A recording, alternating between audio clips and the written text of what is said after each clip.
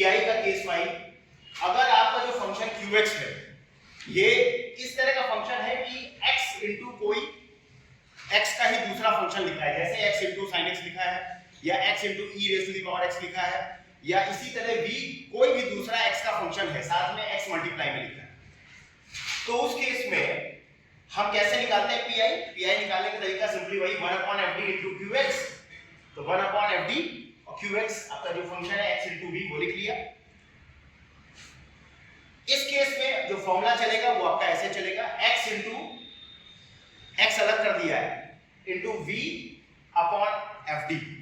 अब v function जैसा होगा sin x cos x जैसा फंक्शन होगा अकॉर्डिंगली सॉल्व होगा, x सेपरेटेड लिखा है, प्लस जो 1/fd है इसको आप d के रेस्पेक्ट में एक बार डिफरेंशिएट करोगे और ये जो ऑपरेटर डिफरेंशिएट होने के बाद आएगा d में वो अप्लाई होगा इस v फंक्शन पे दोबारा।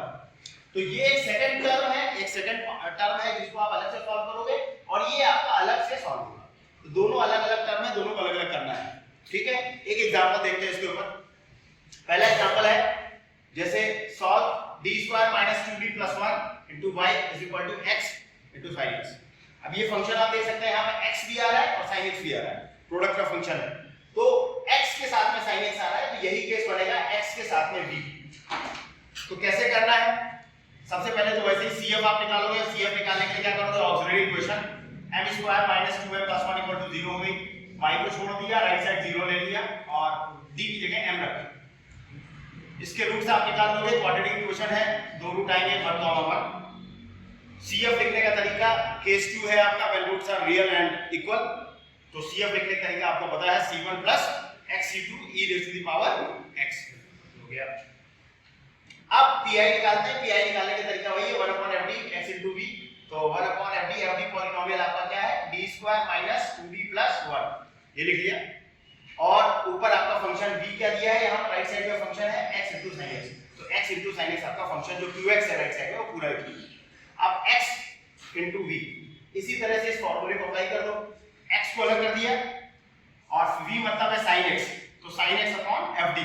तो हमको सिंपली इस फार्मूले में वैल्यू सब्स्टिट्यूट करनी है। v हमारे केस में sin x है और fd मतलब ये पॉलिनोमियल d² - 2d + 1, तो आप देखिए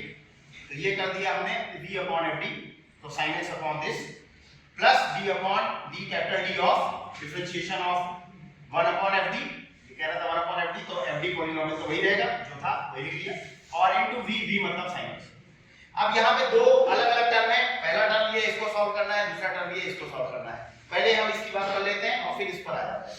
तो x ये आपका सेपरेटेड अलग लिखा रहेगा, इसका कोई रोल नहीं है अंदर सॉल्यूशन के प्रोसेस में, x किनारे लिखा रहेगा as a multiple. sin x को वैसे ही सॉल्व करना है जैसे pi आप केस 3 में आपने देखा है, तो sin या cos के फंक्शन को कैसे सॉल्व करते थे आप, वो तरीका आपको याद होगा, d² को आप रिप्लेस करोगे -a²। तो यहाँ a क्या होता है, a आप देखेंगे तो sin ax या cos ax जो आपका फंक्शन है उसमें x का जो कोफिशिएंट है वो a है, x का कोफिशिएंट है यहाँ पर 1, तो a की वैल्यू है हमारी 1। अब क्या करते थे हम लोग, d² को रिप्लेस करते थे a², पहले a² करना है बाद में माइनस लगाना है,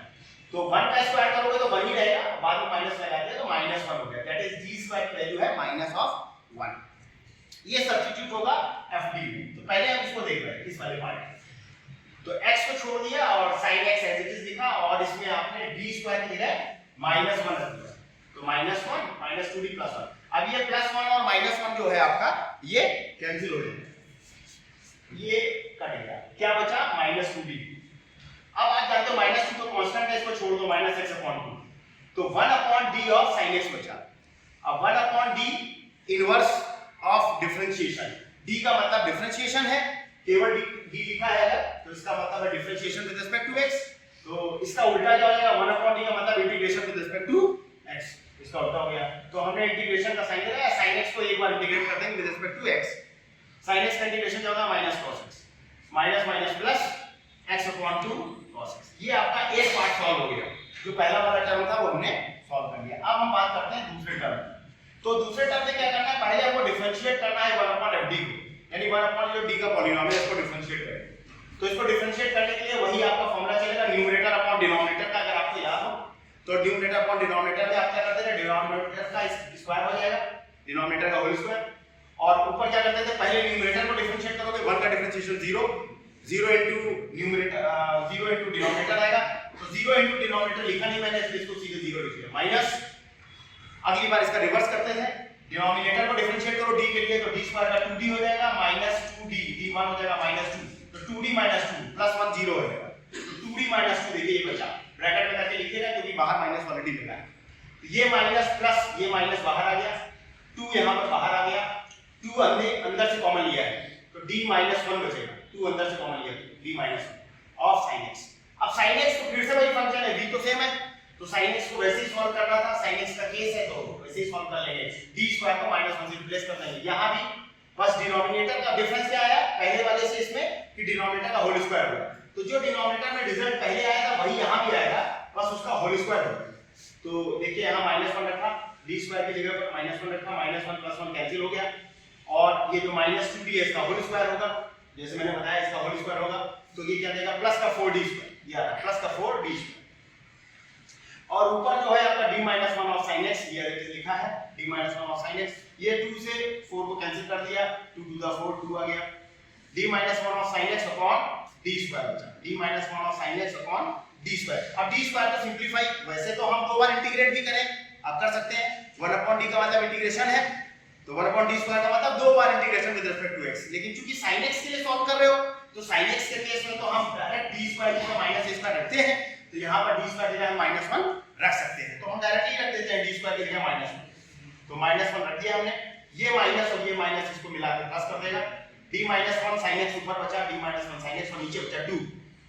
तो d minus 1 sin x upon 2। अब ये जो ऑपरेटर जो आपका ऊपर है d माइनस 1, इसको आप फाइनली सॉल्व करेंगे, पहले डिनोमिनेटर सॉल्व किया हमने, अब इसको आप ब्रैकेट ओपन कर दीजिए, तो differentiation d of sin x ऐसे आ जाएगा, d of sin x, differentiation of sin x with respect to x,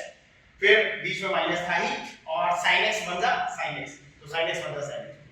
अब differentiation with respect to x, sin x का डिफरेंशिएशन क्या होता है x के लिए आप जानते हो, तो ये हो जाता है cos x और बाकी माइनस sin x ऐसे है, तो ये आपका आ गया फाइनली, ये आपका pi हो गया,